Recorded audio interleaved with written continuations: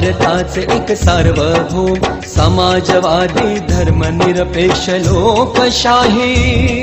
गणराज्य घडवण्याचा व त्याच्या सर्व नागरिकास सामाजिक आर्थिक व राजनैतिक न्याय विचार अभिव्यक्ती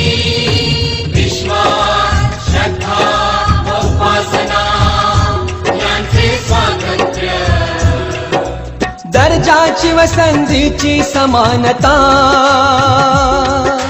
निश्चितपणे प्राप्त करून देण्याचा आणि त्या सर्वांमध्ये व्यक्तीची प्रतिष्ठा व राष्ट्राची एकता आणि एकात्मता यांचे आश्वासन देणारी बंधुता प्रवर्धित करण्याचा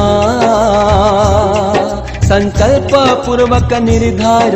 करून